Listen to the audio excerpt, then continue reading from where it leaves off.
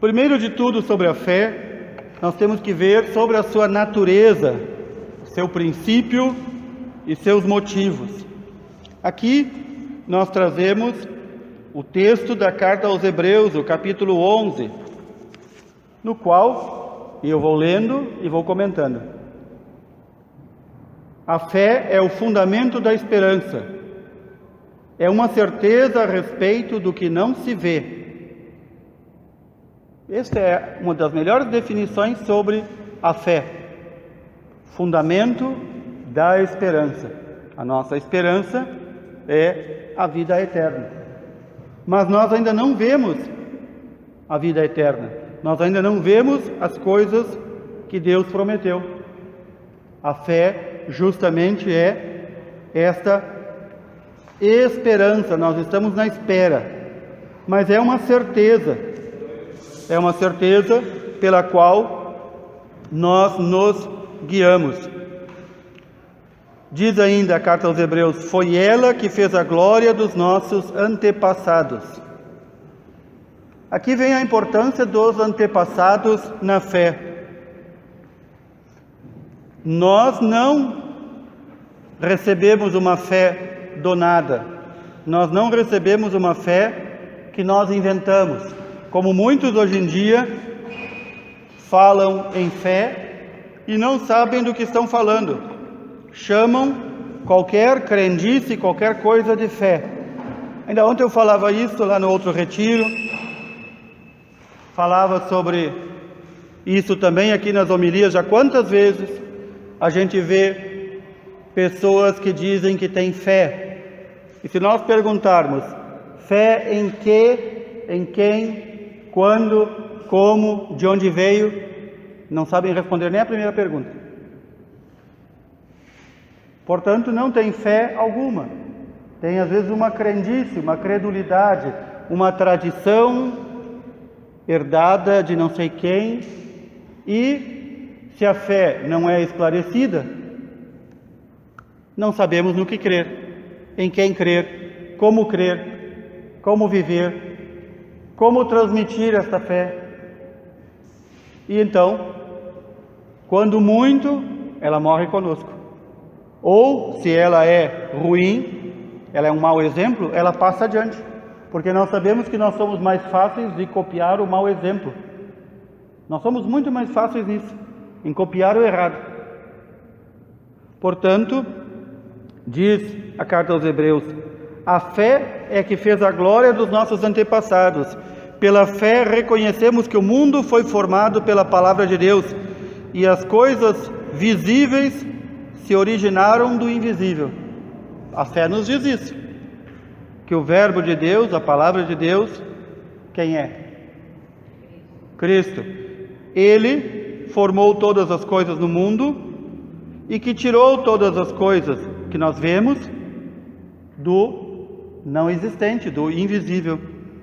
Diz também, pela fé, Abel ofereceu a Deus um sacrifício bem superior ao de Caim e mereceu ser chamado justo, porque Deus aceitou as suas ofertas.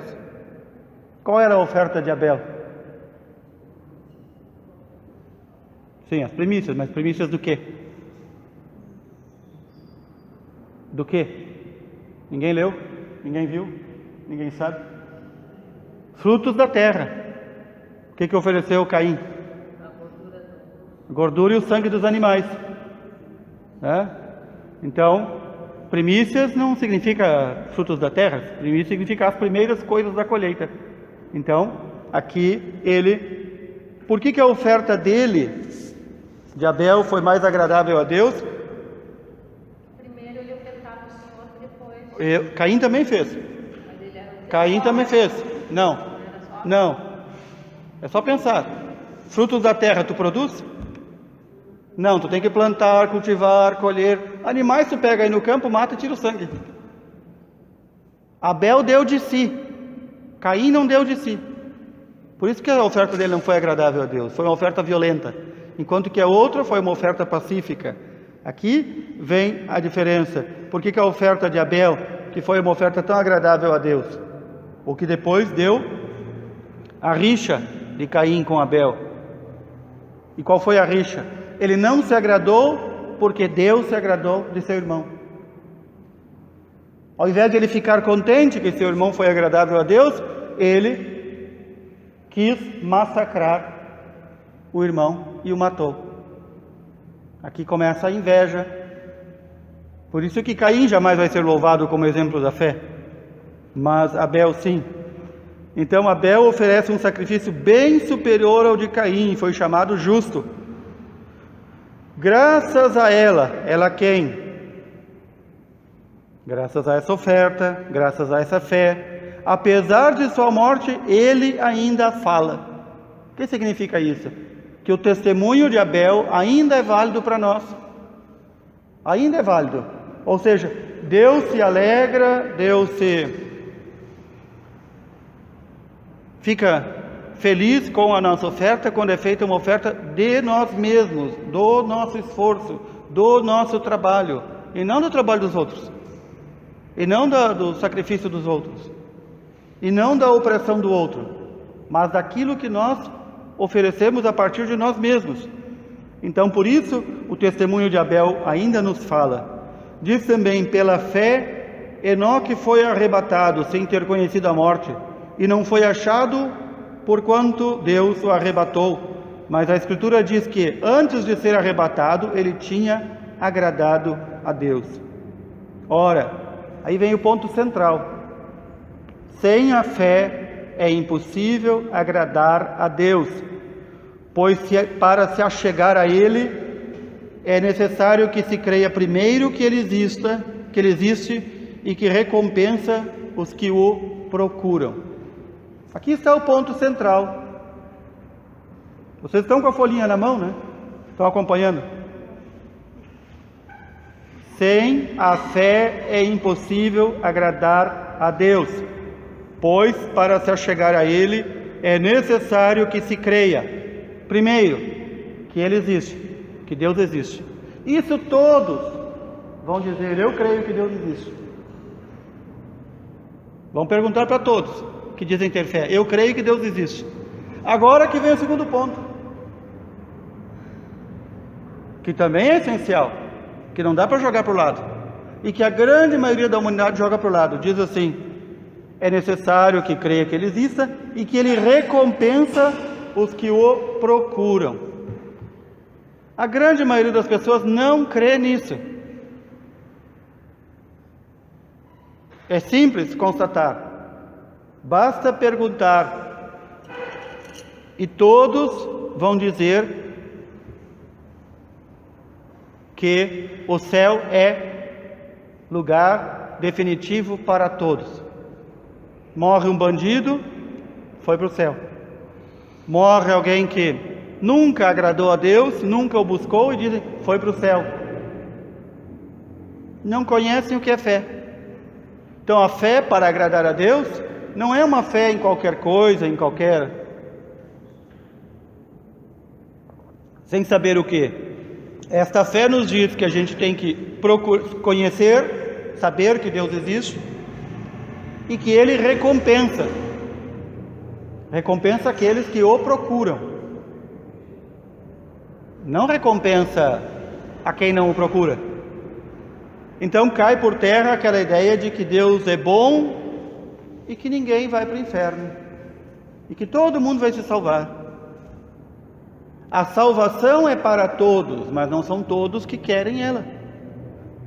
A vida eterna é para todos, mas não são todos que querem a ela. Deus quer todos, mas não são todos que querem a Deus. Por isso Jesus vai dizer de uma outra forma, que para o reino de Deus, muitos são chamados, poucos escolhidos. Por isso Jesus vai dizer que a porta de entrada no reino dos céus é estreita, e só aqueles que fazem a vontade do Pai e que fazem violência contra si mesmo é que conseguem chegar no céu. Ou seja, não é qualquer um que entra no céu. Não basta dizer eu tenho fé.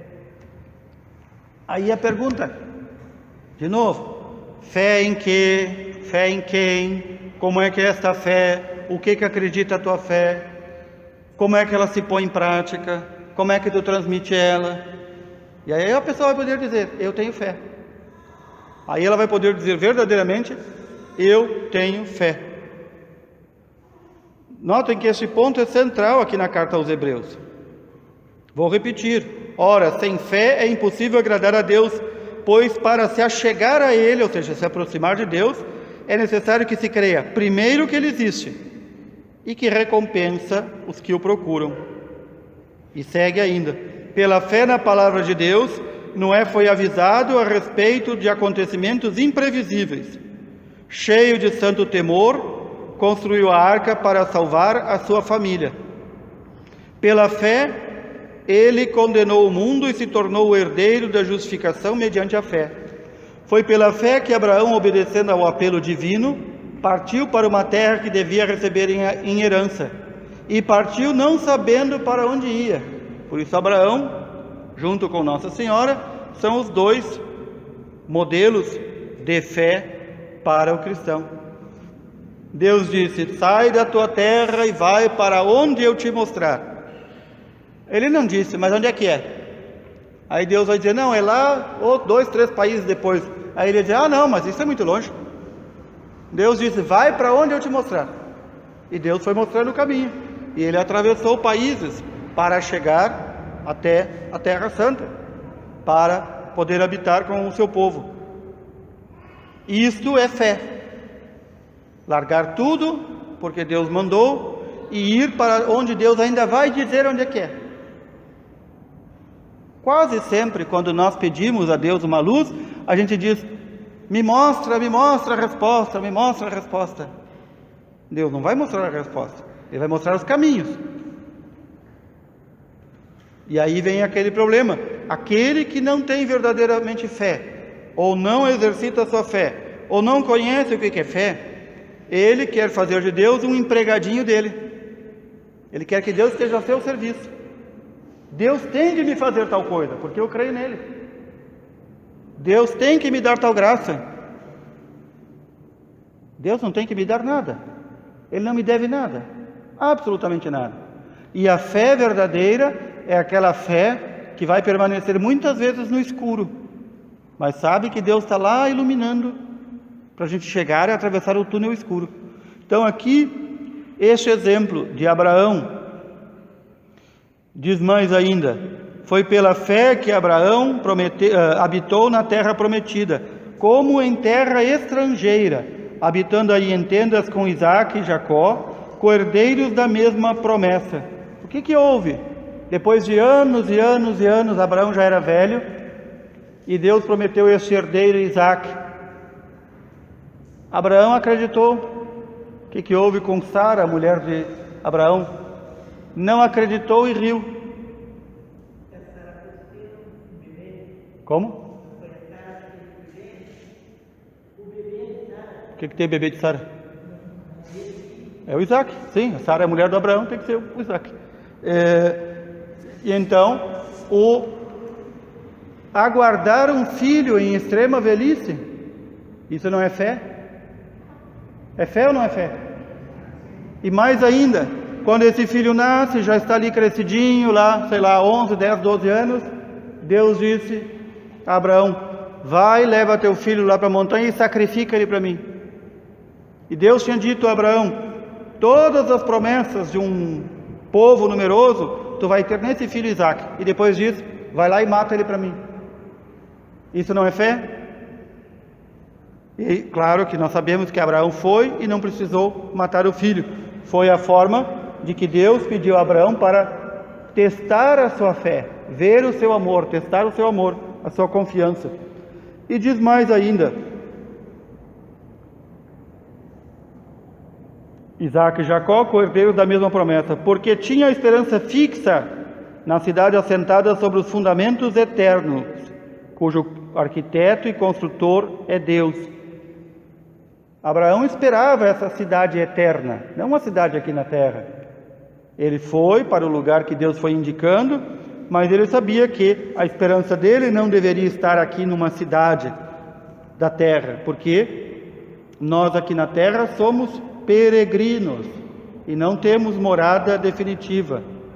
E aí diz assim, de um só homem, quase morto, já era velhíssimo Abraão, nasceu uma posteridade tão numerosa como as estrelas do céu, inumerável como os grãos de areia da praia do mar. Foi na fé que todos os nossos pais morreram, embora sem atingir o que lhes tinha sido prometido, viram-no e o saudaram de longe, confessando que eram só estrangeiros e peregrinos sobre a terra. Todos os pais do povo hebreu morreram naquela travessia dos 40 anos. Ninguém pense que todos aqueles que saíram do Egito chegaram. Foram morrendo, foram nascendo outros, e aquela promessa foi sendo transmitida. Aquelas gerações que chegaram lá na Terra Prometida depois de 40 anos, muitos já não eram da primeira geração. Eram da segunda, da terceira, que foram ver a Terra Santa. Mas foram na promessa. Nossos pais receberam essa promessa, nossos avós receberam essa promessa, nossos bisavós receberam essa promessa. Ou seja, isso é fé. E então, diz ainda a carta aos Hebreus, dizendo isto, ou seja, que nós somos só estrangeiros e peregrinos sobre a terra, eles declaravam, e nós também podemos declarar, que buscavam uma pátria. E se referissem àquela onde saíram, ocasião teriam de tornar a ela. Mas não. Eles aspiravam a uma pátria melhor, isto é, a celestial. Por isso Deus não se dedigna de ser chamado seu Deus. De fato, Ele lhes preparou uma cidade. Foi pela sua fé que Abraão, submetido à prova, ofereceu Isaque, seu único filho. Depois de ter recebido a promessa e ouvido as palavras, uma posteridade com o teu nome te será dada em Isaque. Estava ciente de que Deus é poderoso até para ressuscitar alguém dentre os mortos. Assim ele conseguiu que seu filho lhe fosse devolvido. E isso é um ensinamento para nós. Foi inspirado pela fé que Isaque deu a Jacó e a Esaú uma bênção em vista dos acontecimentos futuros. Foi pela fé que Jacó, estando para morrer, abençoou cada um dos filhos de José e venerou a extremidade de seu bastão. Foi pela fé que José, quando estava para morrer, fez menção da partida dos filhos de Israel e dispôs a respeito de seus despojos. Foi pela fé que os pais de Moisés, vendo nele uma criança encantadora, o esconderam durante 3 meses e não temeram o édito real. Foi pela fé que Moisés, uma vez crescido, renunciou a ser tido como filho da filha do faraó, preferindo participar da sorte infeliz do povo de Deus, a fruir dos prazeres culpáveis e passageiros.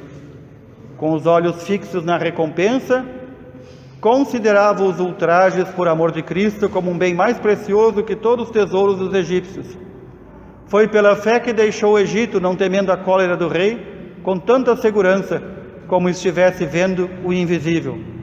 Foi pela fé que mandou celebrar a Páscoa e aspergir os portais com sangue, para que o anjo exterminador dos primogênitos poupasse os filhos de Israel. Foi pela fé que os fez atravessar o Mar Vermelho, como por terreno seco, ao passo que os egípcios que se atreveram a persegui-los foram afogados.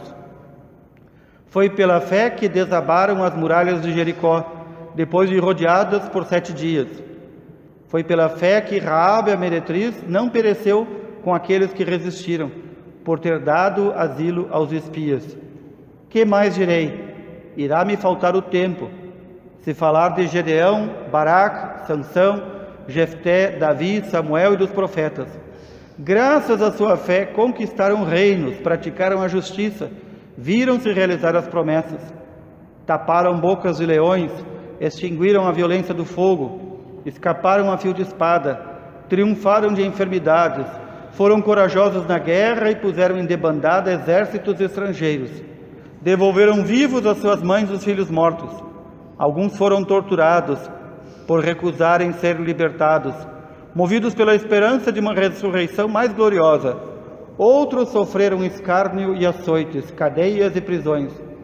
Foram apedrejados, massacrados, cerrados ao meio, mortos a fio de espada.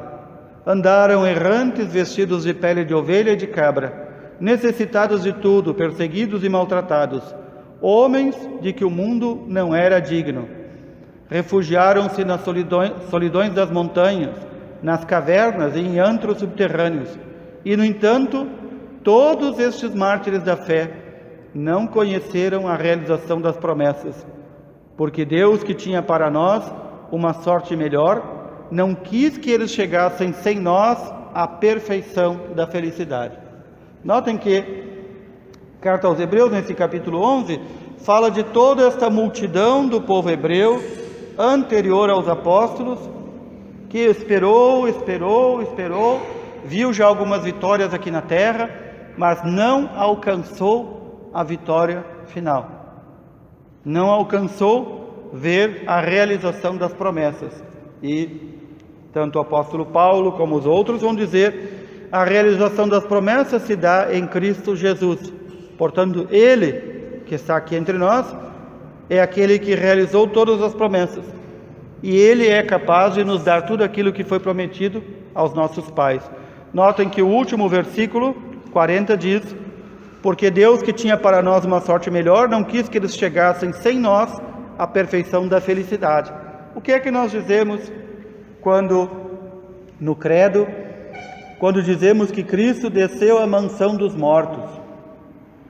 Que Ele foi, logo após ressuscitar, lá onde estavam estes santos, homens e mulheres, aqueles que buscaram fazer a vontade de Deus, e que não estavam no céu, porque o céu não estava aberto, e foi resgatá-los e levá-los para o céu. Eles tiveram que esperar. É este grupo numeroso, e mais o grupo de todos os santos, nesses 2000 anos de igreja, é que vão ser chamados a nuvem de testemunhas. E a palavra de Deus diz que nós somos cercados por uma nuvem de testemunhas. De modo que quando nós estamos em apertos, ou estamos em dificuldades, basta ler e meditar a palavra de Deus. Basta ver o testemunho dos santos. Eles passaram por tudo o que nós passamos e coisas muito piores, e continuaram sendo testemunhas, continuaram buscando a Deus, continuaram tentando agradar a Deus com a fé que tinham. Então nós temos exemplos, nós temos testemunhas. Isso, ao mesmo tempo que nos deveria encher de orgulho, nos deveria também atemorizar, porque muitas vezes nós levamos a nossa fé de qualquer jeito. Parece assim que isso é uma doença da idade moderna, achar que a fé é uma coisa privada. O Jair tem a dele, o João tem a dele e eu tenho a minha. Cada uma vive do seu jeito. Quando a fé sempre foi e sempre será algo comunitário. Se vive em comunidade, se vive na mesma fé e da mesma fé. Não dá para viver tu com a tua e eu com a minha. Ou como diz o povo, um fede mais e outro fede menos. Não dá para viver assim. Quando se vive assim, se vive a fé de modo errado. Porque eu não procuro dar testemunho a ele, e ele não procura dar testemunho a mim da fé. Muitas vezes já deve ter ouvido falar alguém que quando comete algum erro, alguma coisa, diz assim: ah, mas eu não sou exemplo para ninguém. Mas e não é por quê? Devia ser. É nossa obrigação ser exemplo para os outros. Ainda ontem alguém perguntava a um sacerdote: diante de tanto escândalo na igreja, a minha fé se afrouxa as pernas. Mas isso não é fé coisa nenhuma. Isso é fé em ser humano. A nossa fé não é em nenhum ser humano, porque todo ser humano é falho e pecador. A minha fé é a fé que eu recebi dos apóstolos, não é minha, em nenhum sentido. A fé que eu recebi dos apóstolos é essa fé que eles receberam já explicada, acrescentada, colocada em prática por Jesus. É a fé que vem desde Abraão, desde as primeiras promessas. A fé que é vivida entre nós é a mesma e deve continuar a mesma. E então aqui começam todos os problemas quando não se sabe o que crer. Então as pessoas inventam coisas na fé. Ou então procuram ter uma fé particular. Não há fé particular. Não há, de forma alguma não há fé particular.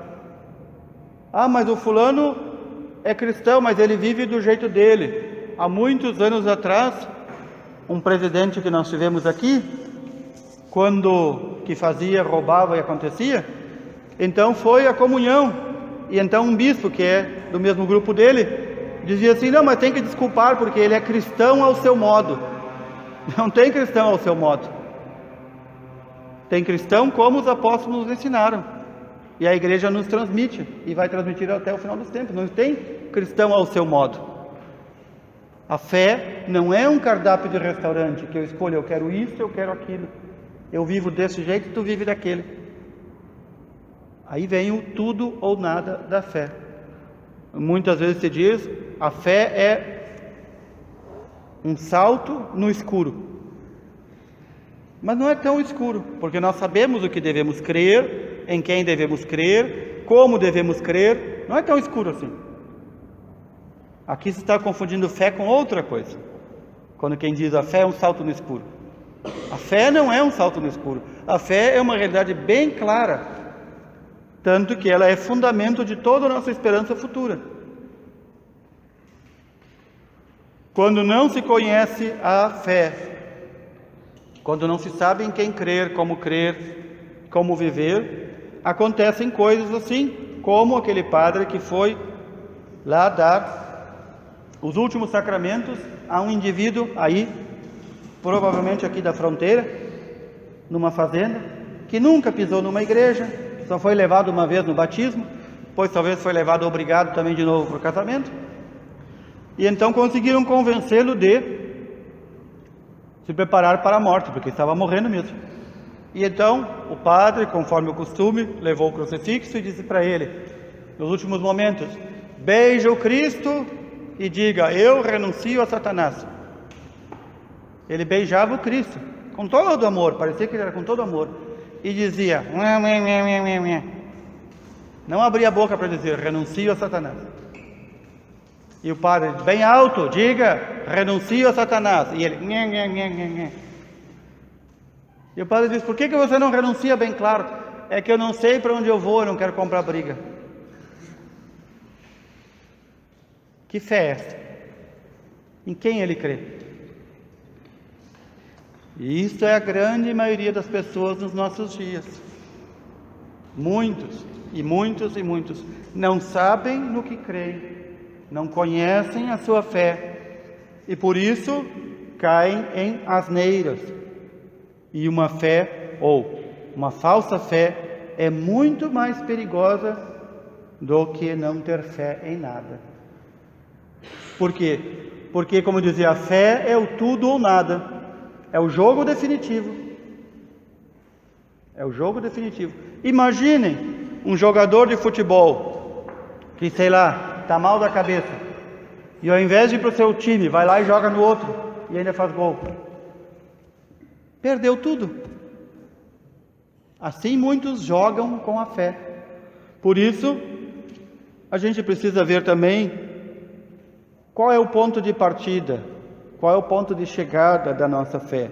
Isto nós podemos encontrar também na carta aos Hebreus, capítulo 12. Nós lemos ali o capítulo 11.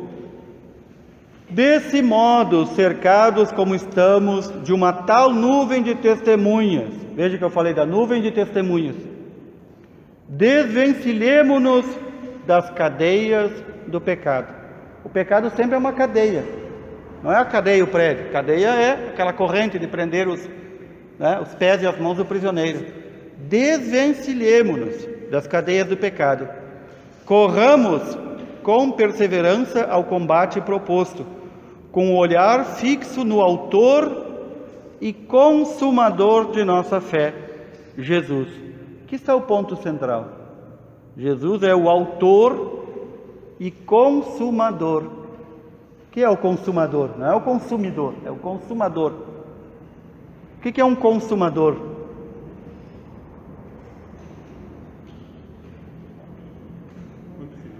É o ponto final, aquele arremate que fecha tudo. Notem que ele é o autor e o consumador. É como se nós disséssemos assim, um péssimo exemplo, né? De um material, digamos que uma madeira. que esta madeira, ela se fez madeira e ela se fez mesa. Jesus é o autor da nossa fé e o consumador da nossa fé. A nossa fé só se encontra plena se ela é fundada em Cristo e aperfeiçoada por Ele. Por isso que nós podemos, de alguma forma, colaborar no aperfeiçoamento da nossa fé. Como? Estudando, como estamos fazendo agora, descobrindo, rezando e tantas outras coisas. Mas nós não somos autores da nossa fé. Nós não somos consumadores da nossa fé. Muitos se acreditam autores da sua fé e consumadores da sua fé. E só há um autor e consumador, que é Cristo. Sem isso, nós caímos numa coisa outra que chamamos fé. Eu sempre dou um exemplo, quando falo ao povo de fora, de outros lugares, quando perguntam como é que é a fé em Bagé. Eu digo, vocês querem saber quem mais tem fé em Bagé? Aqueles da Umbanda. Por quê? Porque quando eles fazem os despachos, eles botam na frente da igreja católica. Nunca na igreja evangélica, nunca na igreja protestante, nunca na igreja anglicana, nunca na igreja católica. Porque eles sabem que aqui está o Deus verdadeiro e que aqui é a igreja de verdade. E os católicos não vêm à igreja, porque não creem. E quando vão na procissão do Santíssimo, não se ajoelham, porque não creem. E não se preparam, porque não creem. E não se confessam, porque não creem. Os católicos vão dando prova de que não creem. E eles creem. Notem isso. Eles têm uma fé errada, mas no ponto central está certo. Aqui é a verdadeira igreja do Senhor. Aqui é o lugar onde o Senhor está. Ou seja, de uma forma errada, eles estão buscando a Deus, estão buscando a verdade. Enquanto que nós passamos de qualquer jeito na frente da igreja, nós estamos nem aí se a igreja está caindo ou está em pé. Nós não cremos. Nós não cremos. Se nós acreditássemos, nós faríamos de tudo. Aí está a diferença. Há muitos anos atrás, um outro núncio que o Brasil teve, o representante do Papa, perguntaram para ele como é que é a fé do povo brasileiro. Ele disse, é um povo de tanta fé, tanta fé, tanta fé, é tanta fé, mas não sabem quê. Não sabem quê, porque ele não conhece a sua fé, ele não pesquisa sobre a sua fé, ele não estuda sobre a sua fé, ele não reza. Então qualquer um que passar na rua tocando flauta e contando outra história, ele vai atrás. Vou dar 2 exemplos aqui da nossa paróquia. Tempos atrás, se fosse o Miguel, se fosse o João, se fosse o Joaquim, se fosse o Felipe que me perguntassem, é claro que eu não acharia estranho. São crianças, são jovens. Uma pessoa de quase 80 anos disse assim, padre, eu não consegui dormir à noite preocupado com uma coisa. Eu pensei, vai ver que é alguma coisa muito grave. É que lá em casa eu tenho uma velinha junto à cruz, à Bíblia e à imagem dos santos. E eu acendo sempre essa velinha com isqueiro. E alguém me disse, passou alguém cantando e a pessoa ouviu, que não pode ser com isqueiro, tem que ser com fósforo, senão não vale. E a pessoa não dormiu por causa disso. Aí eu perguntei, Nosso Senhor Jesus Cristo, os apóstolos, Nossa Senhora e toda essa multidão, eles acendiam as velas com o quê? Com fósforo ou com isqueiro?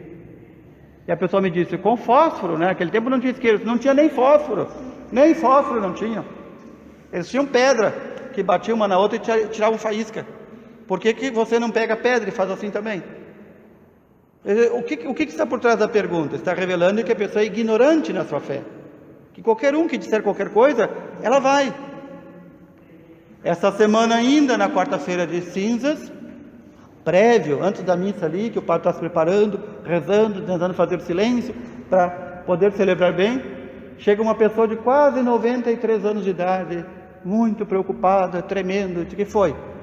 Padre, eu tomei água, será que eu posso comungar? Eu disse, com 93 anos ainda não sabe que água não quebra jejum. Não é uma pessoa que chegou ontem, foi batizado ontem. 93 anos de idade. E que foi catequista, e que participou disso, participou daquilo. Ele nunca parou para pensar sobre a sua fé. E eu disse, igualmente, você está com 93 anos. O jejum e a abstinência até os 60. Ou seja, a pergunta é, será que nunca ouviu isso? E se não ouviu, não foi procurar saber? Vejam o nível. Vejam o nível. Se nós realmente acreditássemos, nós procuraríamos viver da melhor forma possível nossa fé. E só um modo de viver bem, conhecer a fé que recebemos. Nós sabemos que nossos pais, nossos avós, nossos bisavós, especialmente no nosso país, não nos transmitiram a fé integralmente. Eles não fizeram esse trabalho. Foram relaxados, omissos, não fizeram. E a gente diz assim, muito padre diz assim, mas as crianças chegam na catequese sem saber fazer o sinal da cruz. Você tem pai que não sabe? Tem avô que não sabe? Como é que tu quer que a criatura saiba? O sinal da cruz é de menos. E então ele pergunta, você é uma pessoa de fé? Sim, eu tenho muita fé. Mas em que? Em quem? Quando? Como? Onde? De que forma? Não sabe no que acredita. Então para ele tanto faz dizer que é cristão, e chega lá na casa do padre, tem uma Bíblia aberta. Aí o padre, assim que tem olho de coruja, vai para todos os lados, de repente olha lá no canto, tem um elefante com o rabo virado para a porta, porque daí atrai dinheiro. Se for com a tromba, o dinheiro vai embora. Aí o padre vai numa borracharia, e o senhor da borracharia diz assim, eu sou muito católico. Qual é a igreja que o senhor vai? Não vou em nenhuma. Aí o padre diz assim, não vou dizer o nome, mas é o nome de uma santa. Borracharia Santa Fulana. Aí o padre entra, com aquele olho de coruja, olha para o canto, atrás do batente da porta tem uma ferradura, uma figa, um corno e um Exu. Mas isso é o mais normal, não há nem o meu Deus nisso. É o mais normal. Aí o padre chega, está lá, no chaveiro, um monte de figa, um monte de pimenta. Todos símbolos pagãos, de proteção e de coisa. E aí a pessoa se diz cristão, até catequista, está lá com um colar com um olho grego para afastar mal olhado. Isso é o mais comum. A pessoa não sabe no que crê. Não sabe no que crê. E por aí vai. Né? E a superstição, o crer nessas crendices e coisas assim, de onde é que ela surge? Já nos ensina Santo Agostinho, a superstição surge da ignorância da fé. Só dali. Só dali. Não surge de outro lugar. Não é o diabo que vem botar e vem trazer. É o ser humano ignorante que não procura conhecer. Portanto, nós temos essa testemunha, essa nuvem de testemunhas para nos mostrar como é que se crê. Corramos com perseverança no combate proposto, com um olhar fixo no autor e consumador de nossa fé, Jesus. Em vez de gozo que se lhe ofereça, ele suportou a cruz e está assentado à direita do trono de Deus. Outra pergunta esta semana. Nossa Senhora em Fátima manda rezar o rosário. Eu rezo todo dia, mas quando rezo o rosário, eu ofereço a Nossa Senhora de Lourdes. Está valendo?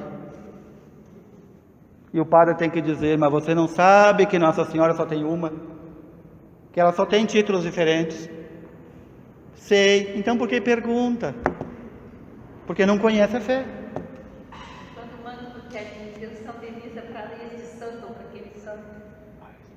Ignorância da fé. E por aí vai. Então, considerai, pois, atentamente aquele que sofreu tantas contrariedades dos pecadores. A vida de Jesus foi só isso, os pecadores batendo nele, dando contra. E não vos deixei abater pelo desânimo. Se nós somos seguidores de Cristo, qualquer desânimo nos abate. Mas que cristão é esse? Se o nosso autor da nossa fé, o consumador da nossa fé, suportou tudo, uma vida inteira, aturando aquela gente, e nos aturando também, e a gente não é capaz de suportar nada, em tudo a gente se queixa, em tudo fica para baixo, ai, eu estou deprimido, ai, eu estou doente, ai, me dói isso, ai, me dói aquilo, e por aí vai. Não vos deixei abater pelo desânimo, ainda não tendes resistido até o sangue na luta contra o pecado. Quantos santos e santas que para resistir ao pecado pegaram blocos de pedra, batiam na cabeça, batiam no corpo, se escondiam nas cavernas, fugiam das ocasiões de pecado. E às vezes vem uma criatura, 30, 40, 50, 60 anos, contando o mesmo pecado para o padre, na hora da confissão. Ele diz, mas o que tu fez para resistir? Pois é, a gente tenta, mas o que tu tenta? Se nós temos que sair desta vida santificados para chegar no céu, é agora o momento de tentar, não é amanhã, depois da manhã, é tentar com todas as forças. Por isso, a carta aos Hebreus diz, ainda não tendes resistido até o sangue. Ou seja, se é necessário dar a vida para vencer o pecado. E então vem a pergunta, como é que nos chega a fé? Nós sabemos que a fé nos chega pelo testemunho dessa nuvem de testemunhas, que deveria chegar pelo testemunho de nossos pais, que deveria chegar pelo testemunho da nossa comunidade, que deveria, tanto que deveria. É que não está acontecendo. Mas a fé, diz o apóstolo Paulo, ela vem de modo especial pela pregação, por aquilo que foi ouvido, ele diz no original, por aquilo que foi ouvido. Ora, o que é ouvido é a pregação. Então, a fé nos vem por ali. A fé é dom de Deus, Deus que dá. Nós recebemos o germe da fé aonde? No nosso batismo. Então, os pais trazem a criança para batizar, ou o adulto que vem se batizar, mas vamos tratar de criança, que é a maioria. Ela é batizada, ela recebe o germe da fé, a semente da fé. Os pais prometem educá-la na fé, prometem dar exemplo de vida de fé, e não fazem. O que acontece? Morre aquele germe. Morreu.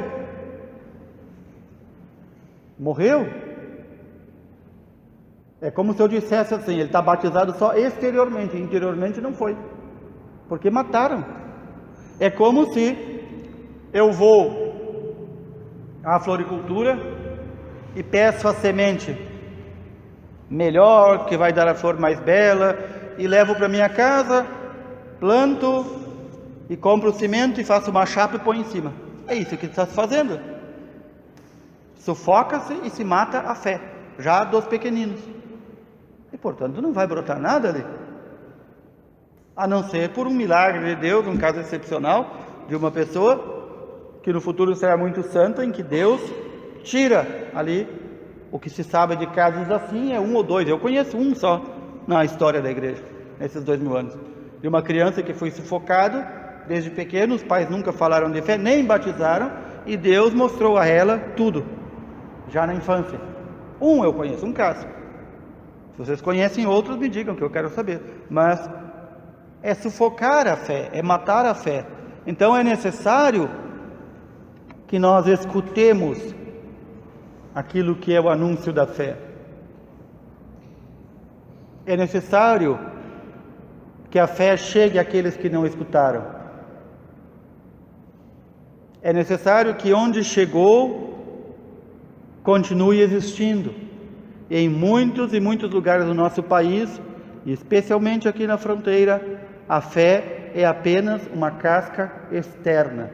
Ainda ontem falava no outro retiro, lá na paróquia São Pedro, de muita gente que vem aqui, a nossa capelinha mais bonita é São José, e diz, eu quero casar na São José. Muito bem, nunca vi aquela criatura, nem ela nem o noivo. Aí se pergunta, por quê? Porque meus pais casaram lá e meus avós casaram lá. Quem são eles? Nunca se ouviu falar. Isso é uma exterioridade, apenas uma exterioridade. Isso não é fé. Se essa pessoa soubesse o sacrilégio que está fazendo, seria imputado a ela o pecado. Ela nem sabe que está cometendo pecado, pela sua ignorância tão grande. Ela está fazendo um teatro com algo sagrado, o sacramento. Ela só não comete, nesse caso, pecado, porque não sabe que é pecado. Mas quantas vezes nós fazemos isso? Quantas vezes nós queremos a exterioridade da fé? Aí diz aquele: eu não vou na igreja porque está em reforma, e lá no salão eu acho muito feio. Eu não vou porque está quente, eu não vou porque está frio, eu não vou porque estou frouxo das pernas, eu não vou porque estou cansado, eu não vou porque isso, eu não vou porque aquilo. Que fé é essa? Dá para acreditar que uma pessoa dessas luta contra o pecado e quer ser santo? Óbvio que não. Óbvio que não. Essa pessoa tem uma coisa menos ainda que a exterioridade da fé. Então, é necessário, diz São Paulo, portanto, se com a tua boca confessares que Jesus é o Senhor, e se em teu coração creres que Deus o ressuscitou dentre os mortos, serás salvo. Olhem aqui, duas condições: confessar com a boca, não é falar com a boca, confessar com a boca, crer e dizer.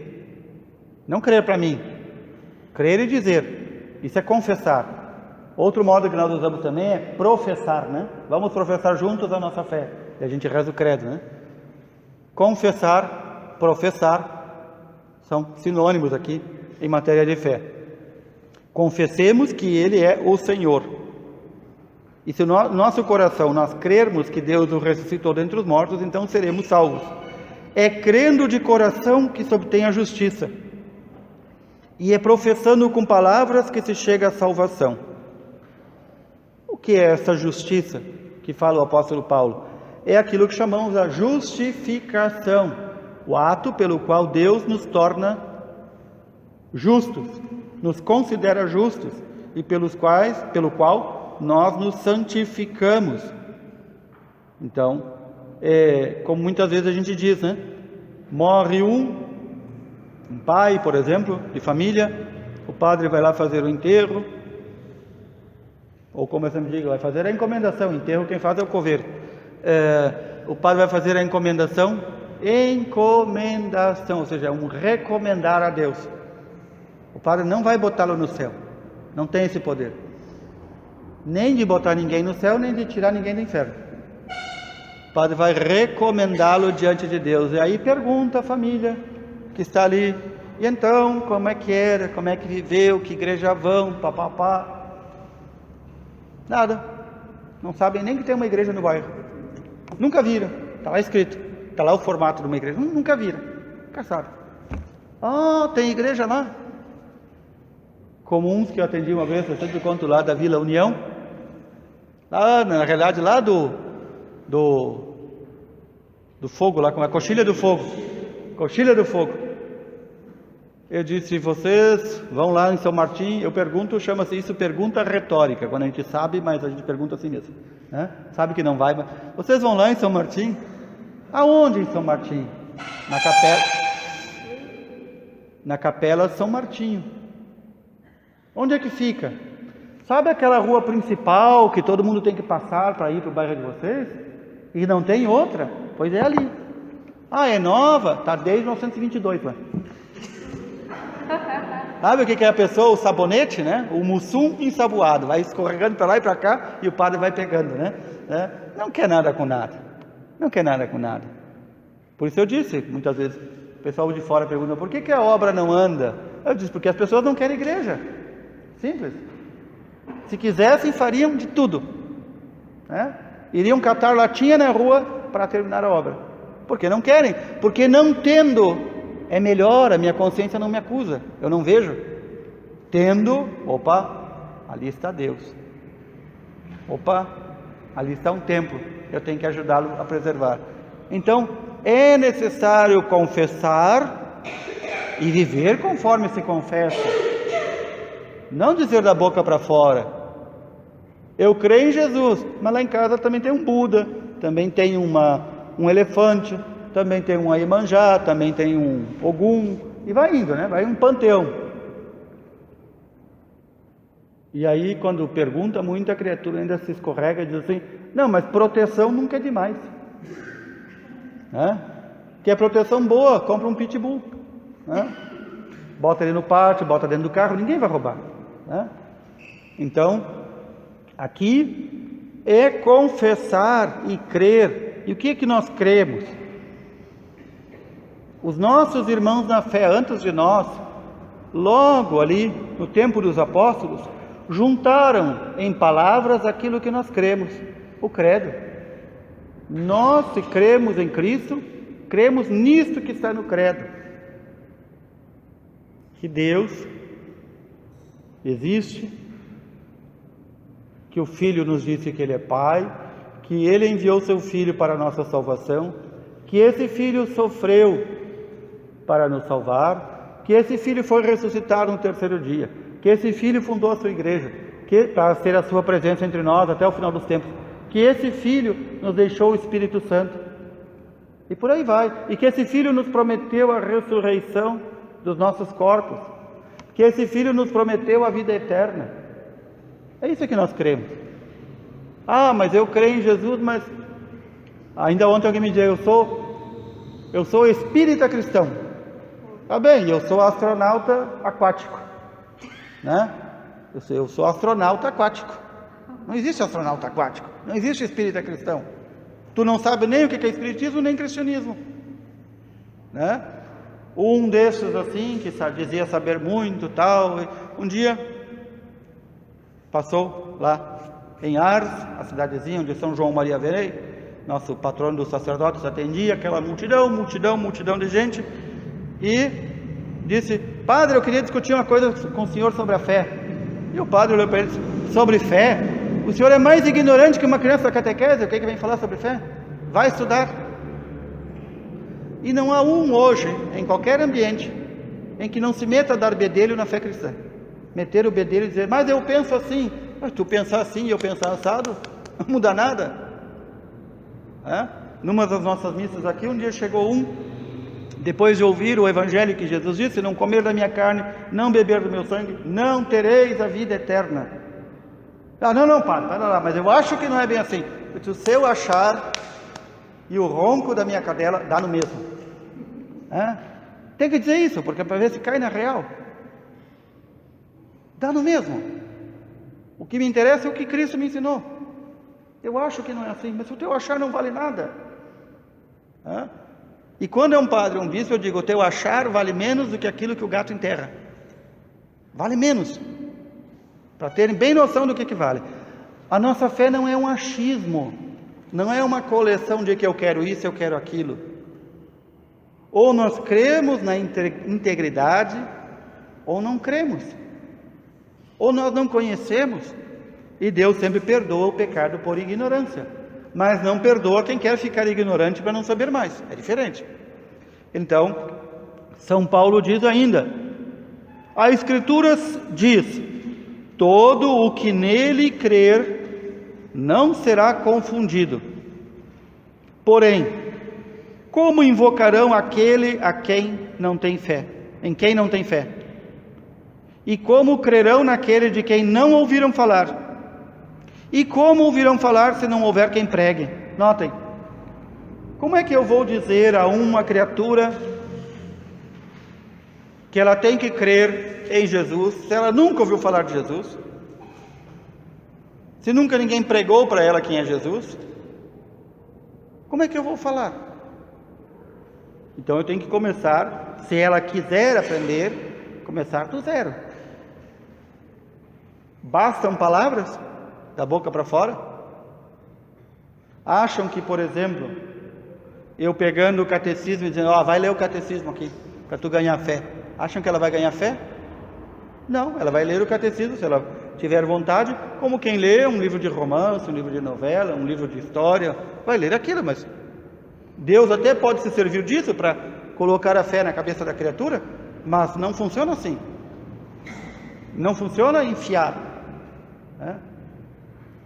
Ah, mas eu não sei o que vocês cristãos creem. O bispo Fulton Sheen, esse grande pregador do século XX, ele dizia, nos Estados Unidos, né, no início do século XX, ele dizia assim, que, vamos arredondar aqui os números, né, mais ou menos o que ele falou, que de 100 pessoas, né, que falam mal da igreja, que atacam a igreja, que atacam a fé cristã, 99,9 não sabe o que é igreja ou fé cristã. Não sabe. Ele não falou isso, ele falou de outra forma, né? Mais bonito. Mas é isso. Agora imaginem se os que atacam não conhecem, é um desastre. Desastre maior é aqueles que deveriam conhecer e não conhecem. Por quê? Porque daí dão contra-testemunho. Não vivem a sua fé. Eu me lembro que quando eu estava lá no segundo grau, né, o ensino médio, como se chama hoje em dia, né? Havia uma menina de uma igreja, acho que batista, ou alguma igreja assim, evangélica, cabelo comprido, sempre se portava muito bem, muito amiga de todas, e aí um engraçadinho quis tirar sarro com ela, porque fez alguma piadinha indevida, e ela acertou-lhe um murro no focinho. E ele diz, mas tu é crente, tu não podia fazer isso aí. E ela disse, onde é que está na Bíblia que eu não posso fazer isso aqui? Tu nunca viu uma Bíblia, tu nem sabe o que é. Ou seja, ele julgando a fé que não conhece.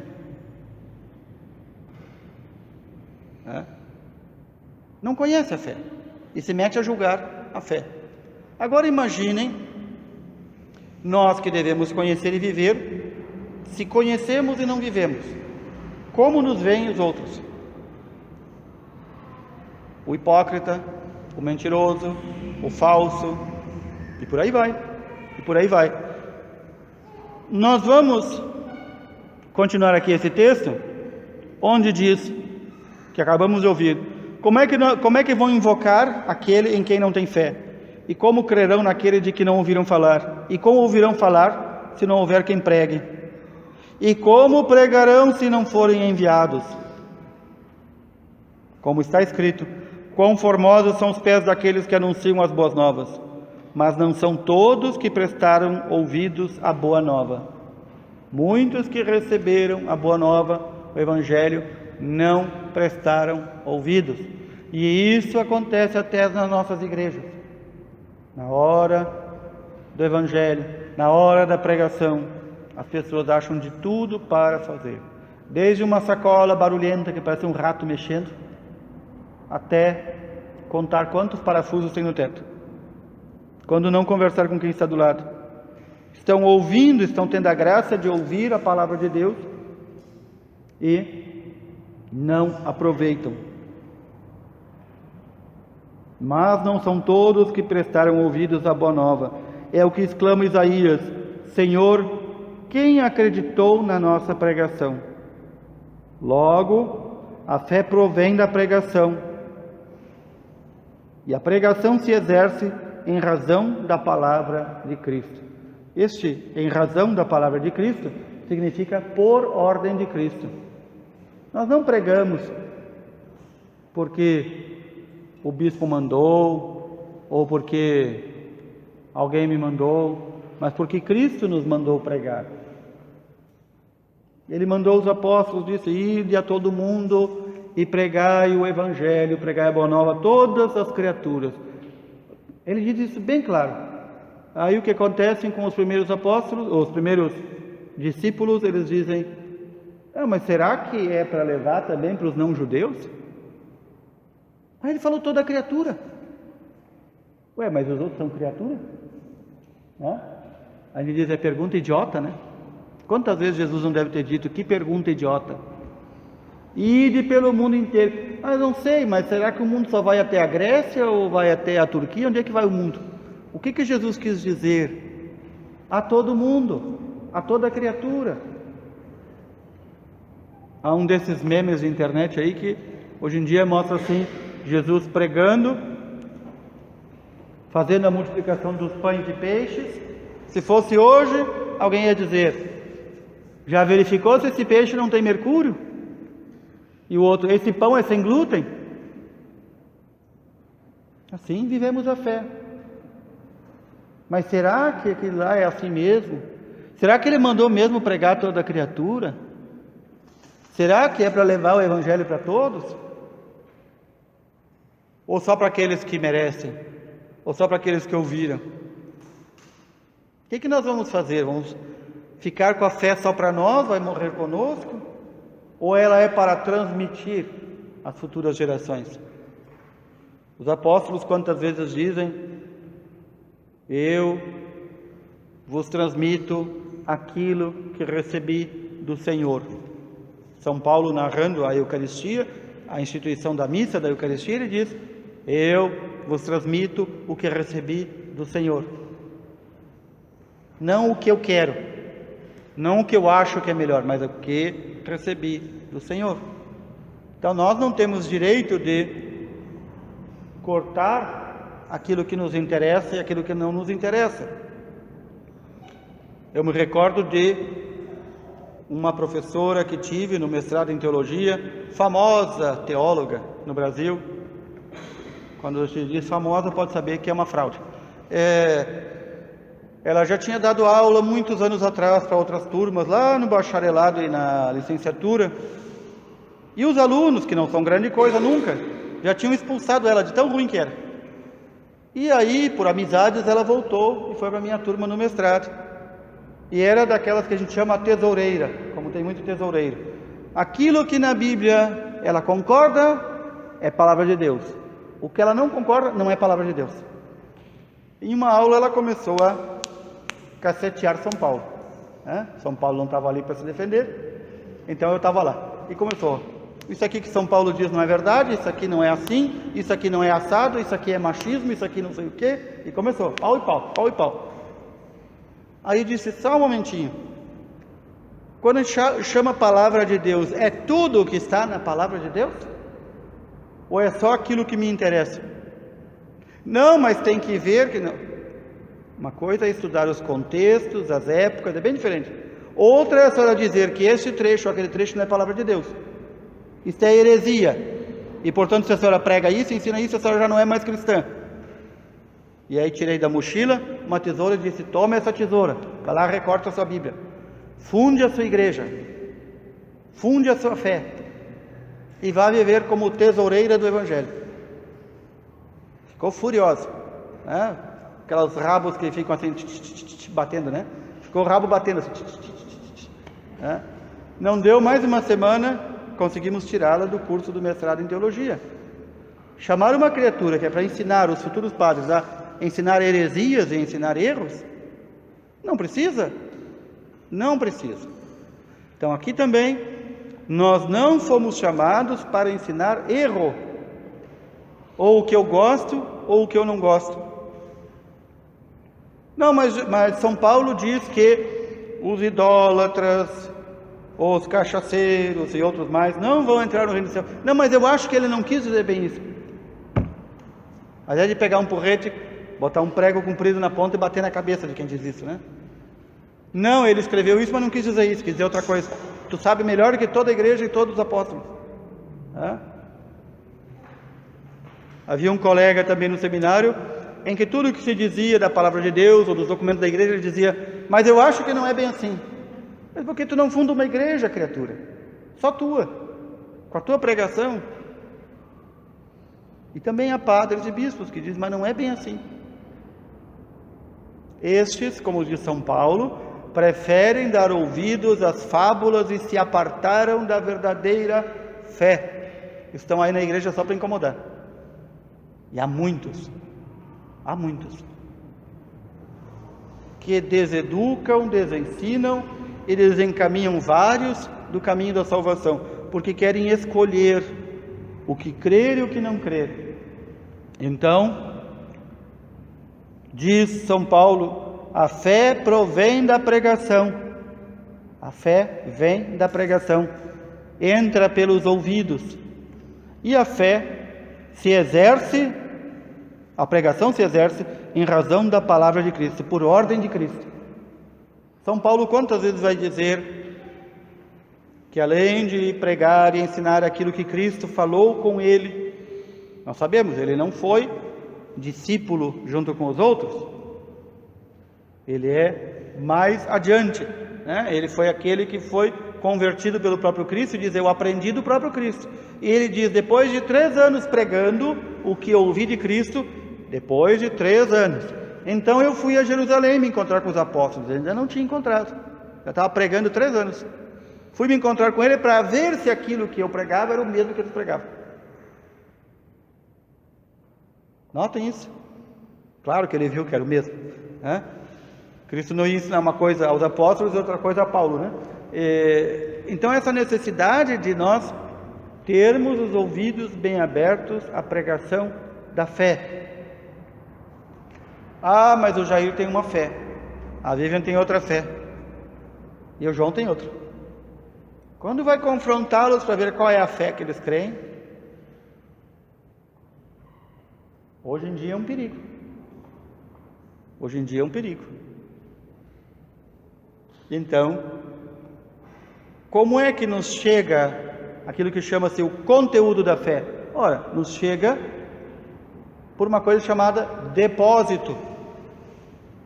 O conteúdo que a igreja guardou e que transmite de geração a geração.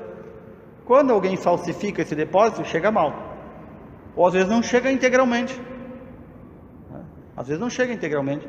Esses dias mesmo, uma jornalista famosa brasileira, que está fazendo correspondente lá nos Estados Unidos, disse assim, eu passei na frente de uma igreja, de várias igrejas católicas americanas, e tinha filas nas ruas para as pessoas receberem as cinzas.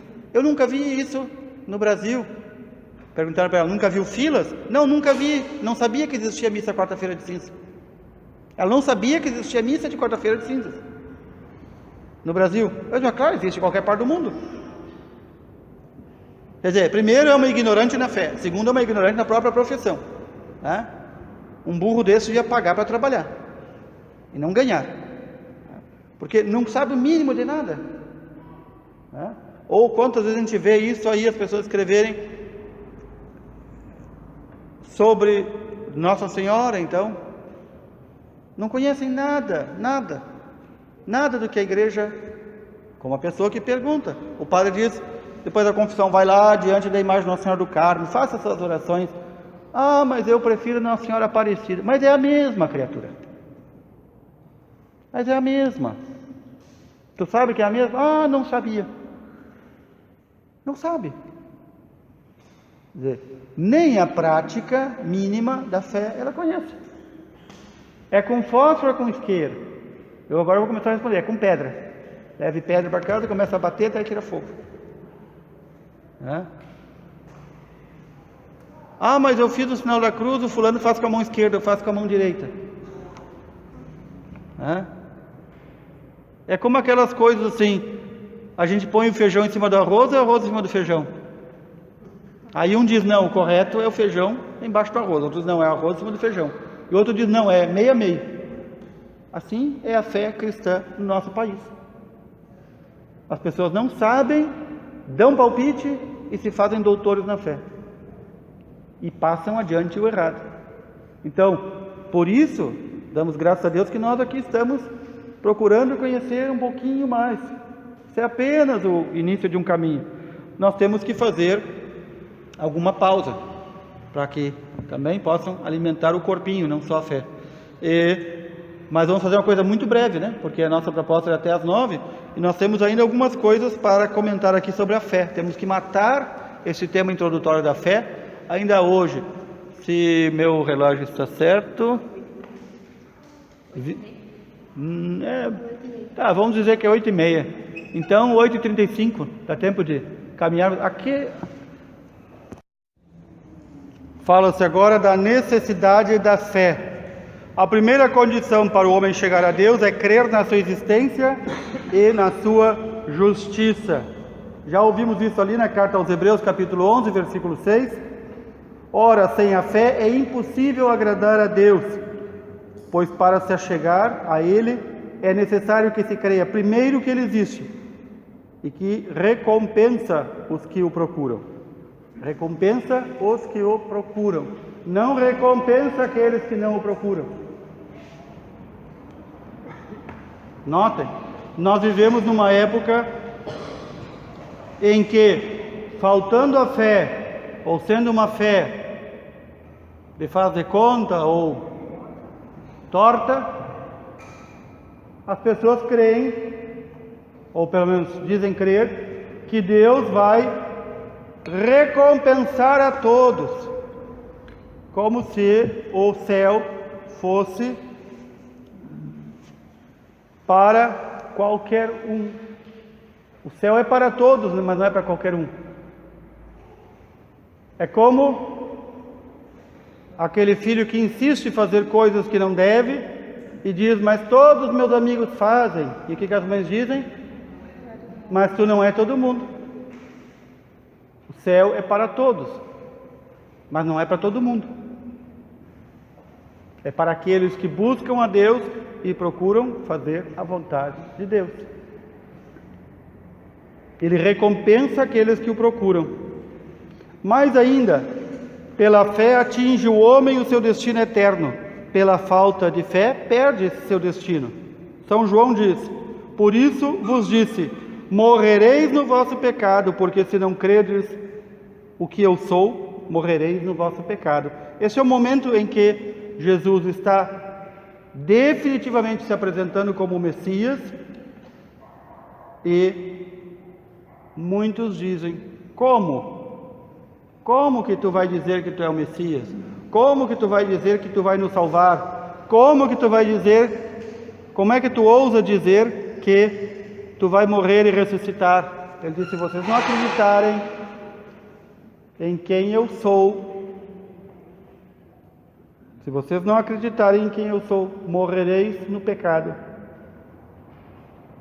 Ou seja, quando se fala da redenção de Jesus, Ele morreu por nossos pecados, por nós, todos, sem exceção, todos os seres humanos.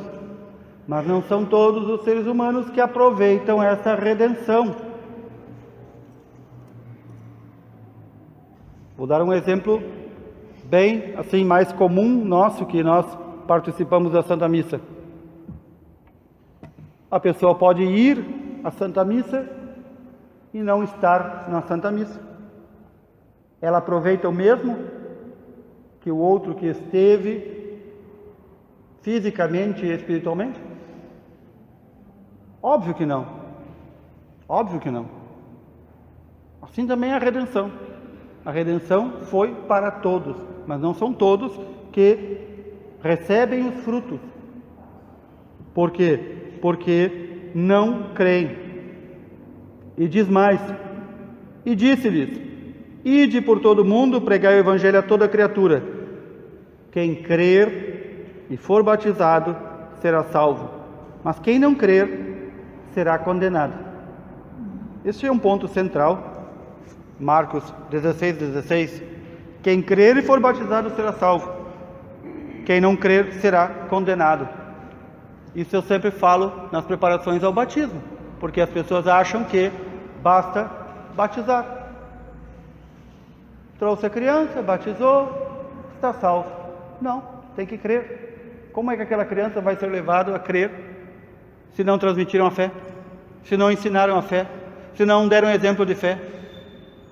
Pelo contrário, no inferno, aqueles que são mais torturados são aqueles que foram batizados e não acreditaram, ou não viveram de acordo com a sua fé. Ou acham que o diabo vai perder mais tempo com os pagãos? Vai perder mais tempo conosco. Por isso, Jesus diz que aquele que mais conhece, mais tem mais responsabilidade. Também é assim na esfera civil, no mundo em que vivemos. O crime pode ser o mesmo, mas um crime feito por alguém que sabia é mais punido do que aquele que não sabia, ou que não teve condições de saber. Devia ser pelo menos no Brasil, não é? Devia ser, mas assim está na lei pelo menos, né? Mas Com Deus não tem esse devia ser, né? Então, aqui vem esta condição, crer e for batizado. Não é o batismo condição única para a salvação. Não é, nunca foi e nunca será. Batismo e crer. Mas aí vem aquela pergunta, crer em quê? No tempo das grandes heresias assim manifestas na história da igreja, muitas vezes a igreja chamava a juízo os hereges, os líderes dos hereges, e perguntava, no que tu crê? E eles muito malandramente diziam, eu creio em tudo o que ensina a Santa Igreja Católica. Aí apertava mais um pouquinho, mas o que crê a Igreja Católica? Aí a coisa já fedia, aí já não sabia, aí já dizia outra coisa, bem diferente. Não acreditava coisa nenhuma. Então, esta sabatina, como se chamava antigamente, isso também os bispos têm a obrigação de fazer antes de ordenar um sacerdote, saber o que ele crê, como ele vive. Deveríamos fazer isso também antes de batizar. Imagine, quantos batizados teríamos por ano? Pegar os pais e dizer, o que vocês creem? Como é que vocês vivem? De que forma vocês vivem? A igreja não é um lugar para santos. A igreja é um lugar para os pecadores. Por isso que nós todos estamos nela. Se fossem só os puros, os justos e os santos, não sei quem de nós sobraria. Eu pelo menos não sobraria. Mas então, é por graça de Deus que Ele nos chama a este hospital chamado igreja e nos aceita. Por isso, temos que saber no que cremos e em quem cremos. Ainda São João diz, quem nele crê não é condenado, mas quem não crê já está condenado, porque não crê no nome do Filho único de Deus. De novo São João, aquele que crê no Filho tem a vida eterna. Quem não crê no Filho não verá a vida, subentende-se, eterna, mas sobre ele pesa a ira de Deus. Mais ainda São João, em verdade vos digo, quem ouve a minha palavra e crê naquele que me enviou, tem a vida eterna e não incorre na condenação, mas passou da morte para a vida. Portanto, nós que cremos, nós já estamos aqui na terra, passados da morte para a vida. Nós já temos essa garantia, que se nós cremos, nós fomos batizados, nós cremos, nós já temos a vida eterna. É garantido. É só persistir, é só continuar. O problema é que a gente pode não continuar e não persistir. E é uma decisão nossa. Aí vem a pergunta, como é que a gente atinge a perfeição da fé? Na primeira carta de São João, capítulo 15 a 21, ele diz isso. Todo aquele que proclama que Jesus é o Filho de Deus, Deus permanece nele e ele em Deus. Nós conhecemos e cremos no amor que Deus tem para conosco. Deus é amor. Lembremos, Papa Bento XVI escreveu aquela bela encíclica chamada assim, Deus é amor. E quem permanece no amor, permanece em Deus e Deus nele. Nisto é perfeito, ou seja, nisto está a perfeição da fé. Nisto é perfeito em nós o amor, que tenhamos confiança no dia do julgamento, pois como Ele é, assim também nós o somos neste mundo. No amor não há temor, antes o perfeito amor lança fora o temor, porque o temor envolve castigo, e quem teme não é perfeito no amor. Aí vem aquela pergunta, não faz parte da fé cristã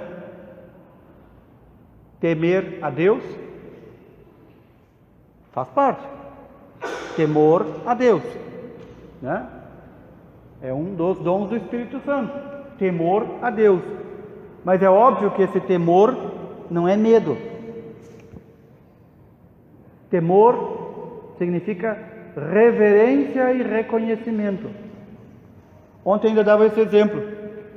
Quantas vezes a gente ouve a geração anterior à minha, talvez a sua e de outros de mais idade, que dizem: no meu tempo se respeitavam os pais, bastava ele mostrar a ponta do chicote. Eu disse: isso é amor? Não, isso é temor no pior sentido. Não se respeitava, não se temia, não tinha esse temor reverencial aos pais, se tinha medo. É diferente. Ali não há amor.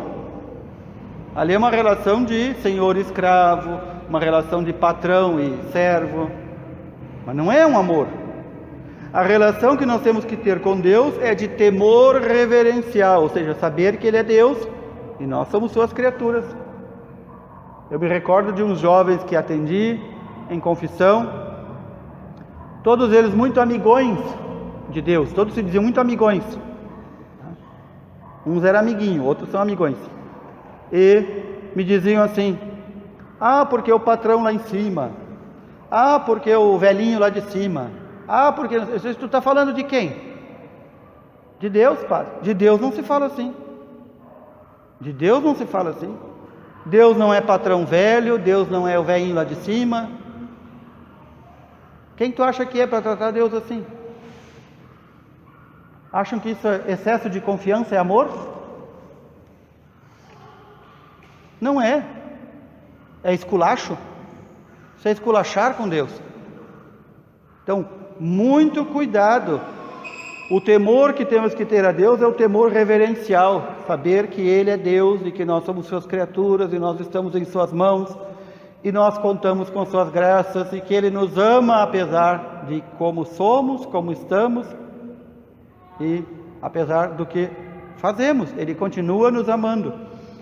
A pergunta que eu sempre faço é: se alguém me fizesse a mim todo o mal, todo o desamor que eu faço a Deus, eu continuaria amando essa pessoa? Obviamente que não. A gente procura fugir dessa pessoa. O nosso instinto é fugir dos repelentes, dos maus, daqueles que nos causam o mal. E como é que Deus não nos foge? Como é que Deus não nos fulmina? Como é que Deus continua nos amando? Porque Deus é amor, é o perfeito amor. E então, diz ainda São João, o perfeito amor lança fora o temor, porque o temor envolve castigo. Nós não temos que amar a Deus porque tememos o inferno, mas temos que amar a Deus até mesmo porque é o inferno. Porque o inferno significa a justiça de Deus sendo aplicada.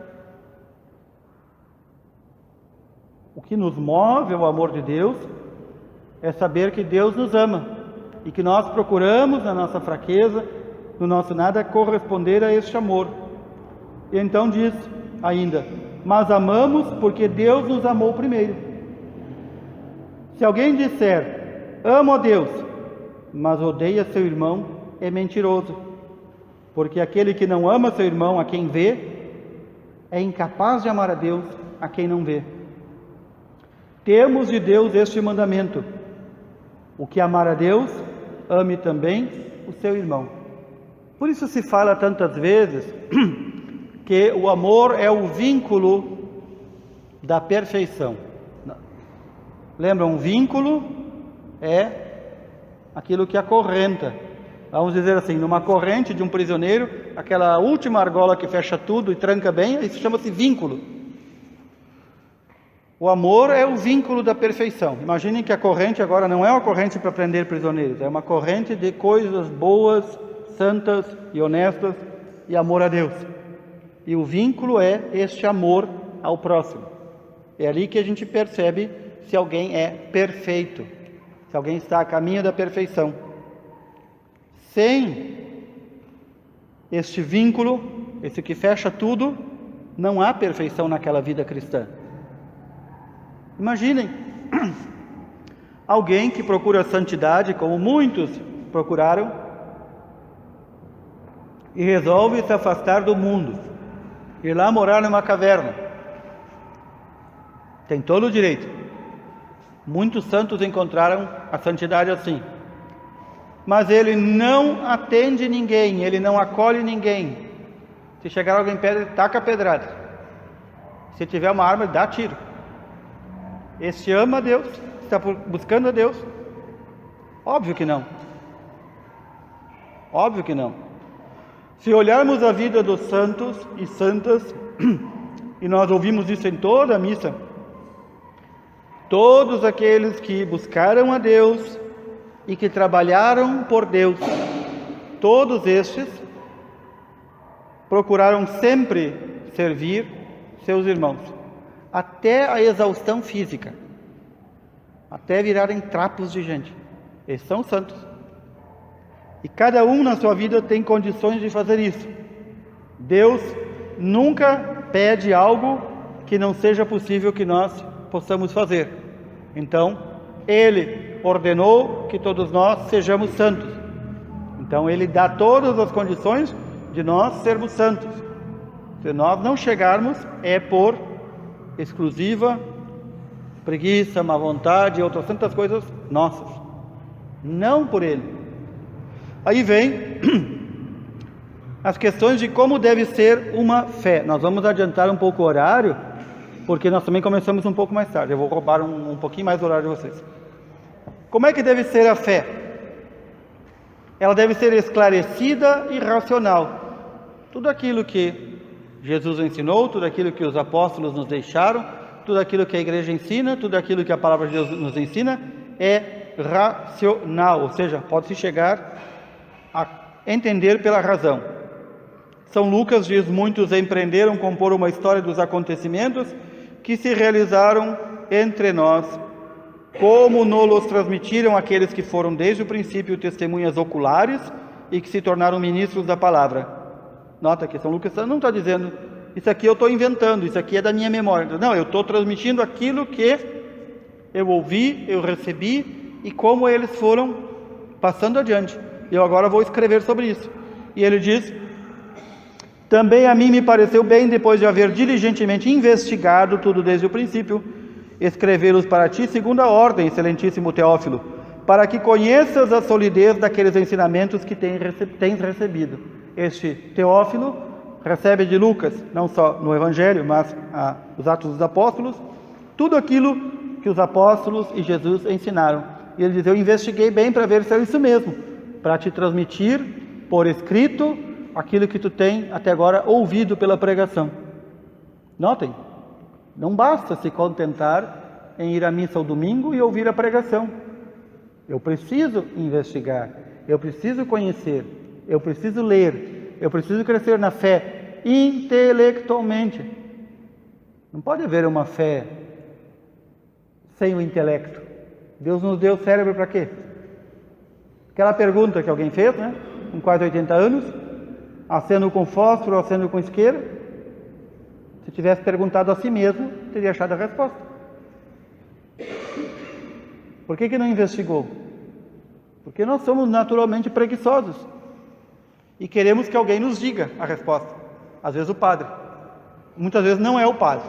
Nós temos um problema, especialmente no Brasil. Nós vamos na Mãe de Santo, no Pai de Santo, no Centro Espírita, nós vamos na TV que falou não sei o quê, e vamos indo, e a fé vai assim estropiando. É que nem aqueles caminhões que carregam aqueles fardos de papelão para reciclagem e cai no meio da rua, na rodovia, aquilo vai plá, plá, plá, plá, plá, plá, plá, e caindo em pedaços. Assim vai a fé dessa pessoa. Ela não investiga, ela vai em outros lugares procurar o que tem que fazer. É muito comum quando as pessoas têm uma imagem de um santo, uma santa, que está lá gasto, estragado, quebrado, trazerem na igreja. E é muito comum. Mas é muito raro as pessoas entregarem e dizerem: olha, eu queria entregar, ver um destino para dar a isso aqui, porque é uma coisa santa, uma coisa abençoada. Não, elas não, é que não presta ter isso em casa. Não presta? Até ontem que estava inteiro prestava, agora não presta? Notem aqui, o não presta tem uma superstição por trás. Quando eu fui buscar as imagens lá daquela extinta capela de São Domingos, As únicas pessoas que eu consegui levar junto para me ajudar foram algumas mulheres que ainda tive que dar uma catequese, porque não queriam tirar as imagens dos santos, porque não presta. A capela caiu, ruiu tudo, estava quebrando tudo. E então, quando fomos para tirar a imagem do padroeiro São Domingos, que precisamos 6 homens para carregar, tão pesado que é de pedra, mas eu acho que o santo não vai gostar que tire. Me falou um senhor. E eu perguntei, quem é essa criatura? E me falou, isso aqui é batuqueiro. Eu só podia acreditar que uma imagem vai gostar ou não vai gostar. Não sabem o que é uma imagem. Há muito cristão assim. Há muito cristão assim. Ele não tem reverência às coisas sagradas do modo certo, ele tem do modo errado. E portanto ele não conhece. Então ele cria minhoca. E ele crê nas minhocas da sua cabeça, mas não na verdadeira fé. Então é necessário conhecer a solidez dos ensinamentos que recebemos. Não é algo assim do aéreo. Quarta-feira de cinzas. O padre não distribuiu as cinzas e impôs sobre os fiéis e colocou em si mesmo porque é bonito. Ou porque sempre foi assim. Por que põe cinza? Por que não põe glitter? Brilhante. Para sair brilhando todo mundo. Por que não botou perfume? Porque a tradição dos apóstolos nos diz que é cinza. A palavra de Deus nos diz o que é o efeito da cinza sobre nós. E eu não posso inventar outra coisa. No Brasil é um lugar fértil, assim, a criatividade mórbida, inventar coisas. Tempos atrás, alguns iluminados acharam que água benta era uma coisa superada. E então, como em alguns lugares se usa água de cheiro, aquela água feita com flores, colocaram água de cheiro na igreja. Ficava todo mundo cheirosinho. Agora tem gente voltando a pensar assim, quem sabe na Amazônia, que trigo é tão difícil, a gente não faz as hostas de mandioca. Tempos atrás, aqui no Rio Grande do Sul, os iluminados que gostam de inventar missa que não existe, missa crioula que não existe, inventaram que talvez, em vez de trocar hóstias e vinho, quem sabe cachaça e churrasco. O que é isso? Ignorância na fé, ou má fé, ou má fé. Só isso, não tem outro nome. E isso é muito comum quando as pessoas não conhecem a sua fé. Por isso, São Paulo na carta aos Romanos vai falar de um culto racional. Eu achei estranho, todas as nossas Bíblias traduzem culto racional por culto espiritual. O texto original diz culto racional. Eu vos exorto, pois, irmãos, pelas misericórdias de Deus, a oferecerdes vossos corpos em sacrifício vivo, santo, agradável a Deus. É este o vosso culto espiritual, nos dizem as nossas Bíblias em português. O texto diz culto racional. Por quê? Porque no culto antigo, os judeus ofereciam o quê? Animais. Um boi, uma vaca. Fiz lá um pecadinho, ofereça uma pomba. Fiz lá um pecadão, ofereça uma vaca. Então o pecado era conforme o tamanho, o bicho era conforme o tamanho do pecado. Isso não é nada racional. E o outro ainda vai pagar por mim? São Paulo diz, o verdadeiro culto é quando nós nos oferecemos. Nos oferecemos. Ele diz os vossos corpos, quer dizer, nós, Nós nos oferecemos como sacrifício vivo, santo, agradável a Deus. É aquela velha coisa que se diz, a pessoa quer jejuar, quer fazer mortificações, quer usar o silício, aquela correia de pregos e pontas no corpo, quer fazer um monte de coisa, mas não atura que alguém lhe deu contra. Isso não é um culto racional, é uma superstição das bravas.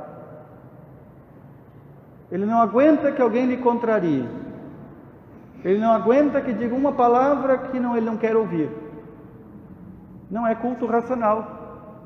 É voltar a um culto antigo do tempo dos hebreus e do tempo dos pagãos, em que se sacrificava outra coisa. Diz mais ainda: não vos conformeis com este mundo. Isso é tantas vezes recomendado, não vos conformeis. Aqui não, quando se fala conformeis, não é, o mundo é assim, então tá bom. Não é, conformar, tomar forma de. São Paulo sempre diz, nós devemos nos conformar a Cristo, tomar a forma de Cristo, e não se conformar ao mundo, não tomar a forma do mundo. A gente vê essas conformações ao mundo quando padres mal esclarecidos ou ignorantes dizem para o povo: não vai ter, vocês não vão no carnaval, mas eu vou fazer um carnaval aqui no salão só para nós. Isso é conformar seu espírito do mundo. É conformar seu espírito do mundo, é querer dar uma capinha de cristão numa coisa que não é cristã. Então não vos conformeis ao espírito do mundo, não vos conformeis ao mundo, mas transformai-vos pela renovação do vosso espírito, para que possais discernir qual é a vontade de Deus, primeiro, o que é bom, segundo, terceiro, o que lhe agrada a Deus, quarto, o que é perfeito. É isso que nós devemos buscar nessa vida. Ir renovando espiritualmente a nossa vida para discernir qual é a vontade de Deus, o que é bom, o que agrada a Deus e o que é perfeito. Em tudo procurar fazer o que é mais perfeito. E diz mais ainda, São Pedro na primeira carta: portanto não temais as suas ameaças e não vos turbeis, as ameaças do mundo. Antes santificai em vossos corações Cristo Senhor. Estais sempre prontos a responder para a vossa defesa a todo aquele que vos pedir a razão de vossa esperança, mas fazei-o com suavidade e respeito. O que São Pedro está dizendo aqui? Sempre que quem quer que seja nos pergunte sobre a nossa fé, nós temos que saber dizer por que cremos. Saber dizer por que cremos. Por que tu crê? E a pessoa nem sabe o que é crer, nem sabe o que é fé, e diz: mas isso é porque meus pais me batizaram, é porque me foi transmitido assim. Isso não é saber responder? Aliás, isso não é resposta. Por que eu creio? É a pergunta que devemos nos fazer. E diz São Pedro ainda: quando responder aos outros, responda com suavidade e respeito. O outro talvez não creia. Isso não quer dizer aqui o que acontece na maioria dos casos de ele crê na dele, eu creio na minha, cada uma fica com a sua. Não é isso. Não é aceitar de qualquer forma. Não é dizer a tua fé ou o teu não crer vale o mesmo que o meu crer. Não é isso. Isso se chama irenismo. Vem da palavra Irene, que em grego quer dizer paz. Quem quer estar paz com todo mundo. Não, mas ele não crê, mas também é uma pessoa boa. Como que é uma pessoa boa? Se a palavra de Deus diz que quem não crê não agrada a Deus? É boa para quê? Boa para lenha? Boa para adubo? Mas ele não crê, mas é uma pessoa boa. Boa em que sentido? Boa no sentido de Deus? Obviamente que não. Obviamente que não. É por esse indiferentismo, esse irenismo na fé, é que as pessoas tanto faz como tanto fez. E aqui na nossa região a gente vê muito isso. Matungos velhos de 16, 17, 18, 40, 50, 60 anos, que às vezes quando a gente vê, quando tem um sétimo dia, vai lá conversar com a criatura: tu não vai na comunhão, né? Não, por quê? Não sei por que uns vão e outros não, e eu não posso ir. Tu fez a primeira comunhão? O que é isso? Tu já foi na catequese? O que é catequese? Tu é cristão? Eu acho que sim. Tu foi batizado? Aí está ali o pai e a mãe: foi batizado? Não sei. Isso é um indiferentismo religioso?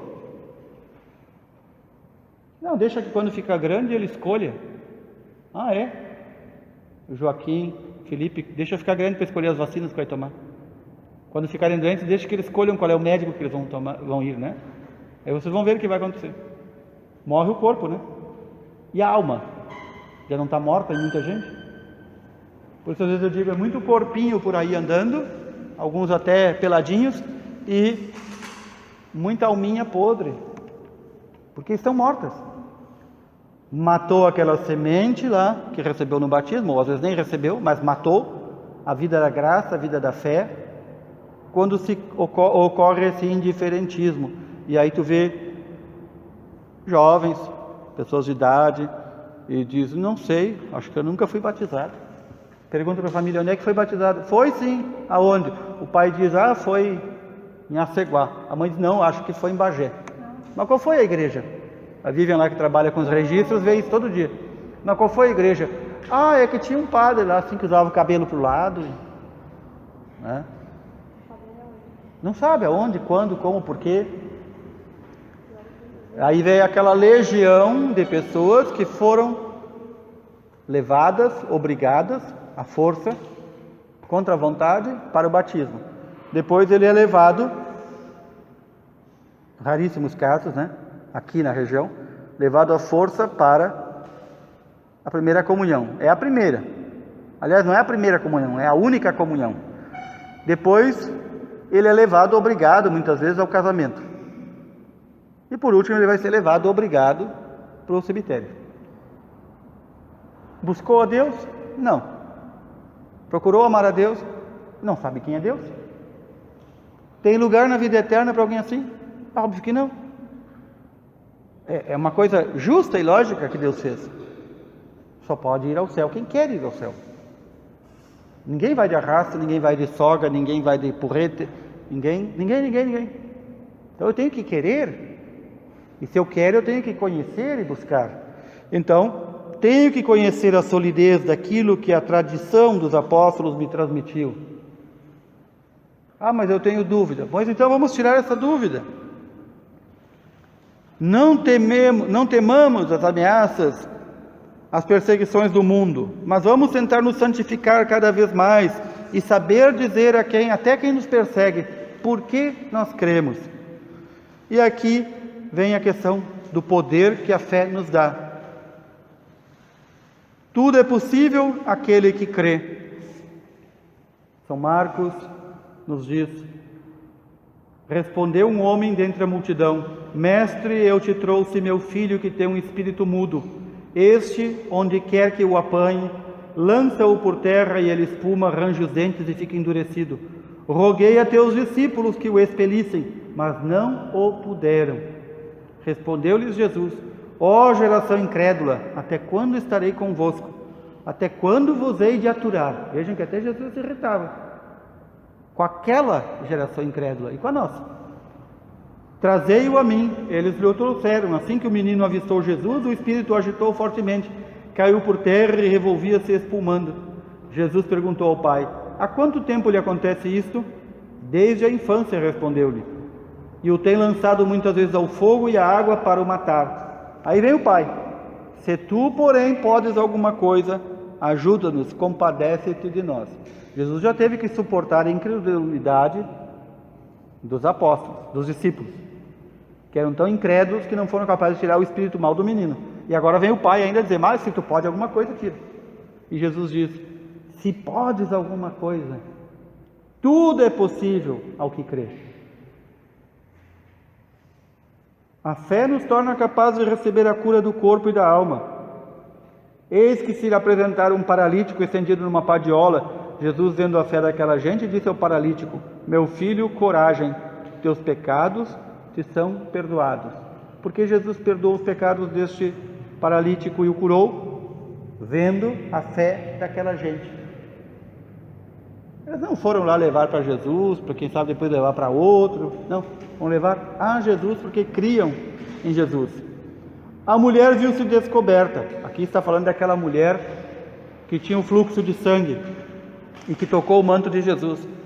E estavam tentando descobrir quem era que tinha tocado Jesus. A mulher viu-se descoberta e foi tremendo e prostrou-se aos seus pés e declarou diante de todo o povo o motivo por que o havia tocado e como logo ficara curada. Jesus disse-lhe: minha filha, tua fé te salvou, vá em paz. Tudo o que pedirdes com fé na oração, vós o alcançareis. Em verdade vos digo, aquele que crê em mim fará também as obras que eu faço e fará ainda maiores do que estas, porque vou para junto do Pai. Ou seja, vocês, meus discípulos, farão obras ainda maiores, não só de cura do corpo, da alma. Se vocês realmente acreditarem, porque eu me vou e vocês ficam no meu lugar. É isso que ele está dizendo. Não vão me ter sempre aqui para fazer essas curas e milagres. É isso que Jesus está dizendo. Qualquer coisa que me pedirdes, em meu nome, vou-lo farei. Ah, mas eu tenho tanta fé que Deus vai me dar um carro novo. Não, pode ter toda a fé que tu quiser, não vai ter o carro novo. Porque não prometeu carro novo a ninguém. Não prometeu que as pessoas que rezassem passariam no vestibular. Não prometeu sucesso na carreira. Não prometeu riquezas nessa vida. Prometeu que tudo aquilo que pedirmos em nome dele, ou seja, de acordo com as intenções dele e de acordo com ele, ele vai obter. Não se sabe de nenhum caso de que alguém ganhou um carro novo de Deus para se santificar. Até porque carro não santifica ninguém. Que Deus me dê forças, saúde, para que eu possa trabalhar e com isso comprar um carro novo. Aí é diferente o pedido. Aí Deus é capaz de dar.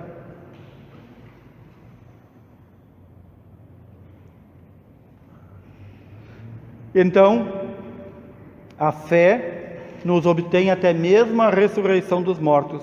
Enquanto ainda falava, veio alguém e disse ao chefe da sinagoga: tua filha acaba de morrer, não incomodes mais o mestre. Mas Jesus o ouviu e disse a Jairo: não temas, crê somente e ela será salva. Crê.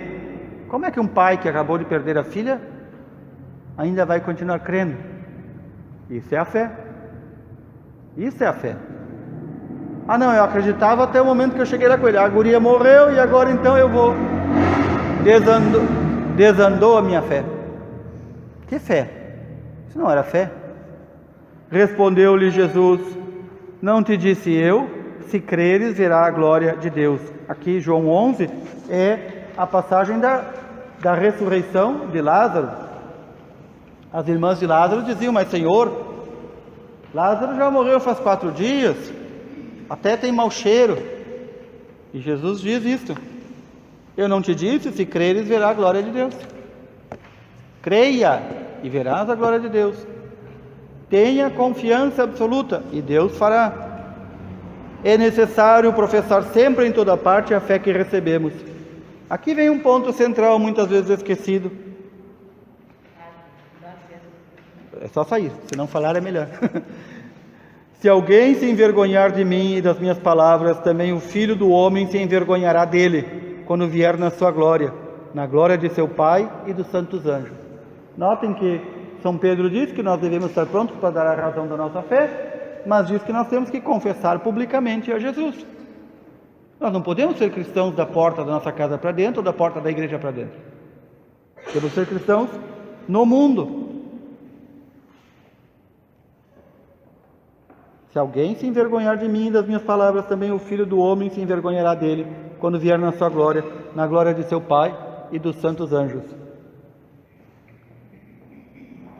Portanto, se tu com tua boca confessares que Jesus é o Senhor, e em teu coração creres que Deus o ressuscitou dentre os mortos, serás salvo. É crendo de coração que se obtém a justiça, e é professando com palavras que se chega à salvação. A Escritura diz: todo o que nele crer não será confundido. A palavra, o verbo aqui confundido, sempre usado na Bíblia para dizer não se perderá. Não se perderá. E aí vem aquele ponto que a gente muitas vezes esquece. Quem rejeita a igreja, rejeita Cristo. E quem rejeita Cristo, rejeita aquele que o enviou. Quem vos ouve, a mim ouve. Está dizendo isso aos apóstolos e aos discípulos: quem vos ouve, a mim ouve. E quem vos rejeita, a mim rejeita. E quem me rejeita, rejeita aquele que me enviou. Não podia ser mais claro isso. mais claro. Está dizendo isto aos discípulos e apóstolos, e portanto a todos nós, toda essa geração, até nós da igreja e ainda aqueles que virão. Quem ouve aqueles que foram enviados por Cristo, ouve o próprio Cristo. E portanto recebe e não rejeita o Pai. Quem não ouve, está fora. Aqui está, então, uma relação de dependência. A igreja só pode anunciar, pregar aquilo que Cristo mandou. E Cristo só veio pregar e anunciar aquilo que o Pai mandou.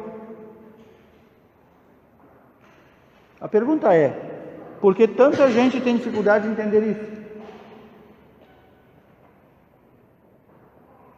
Ou tem dificuldade de entender, ou não quer entender. Não quero aceitar. Bom, não aceitou? Então tá bem, não aceitou as palavras de Cristo. Portanto, fora para ti. Não é simples assim. As contas de Deus, 2 e 2 dão 4, não dão 5. Nem 2,5, nem 3,5. A justiça de Deus é a justiça de Deus, não é a nossa justiça. Aí vem aquela questão, a fé pode ser perdida? Nós podemos perder a fé? Claro que podemos perder a fé. Quando? Por diversos motivos. Primeiro, pelas conversas impróprias e mundanas e pelas más companhias.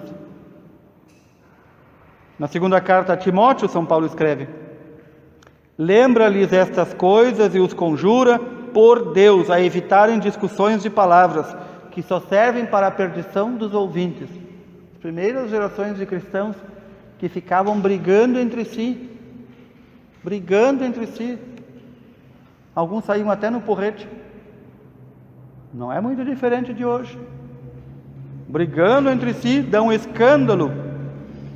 Empenha-te em te apresentares diante de Deus como homem digno de aprovação, operário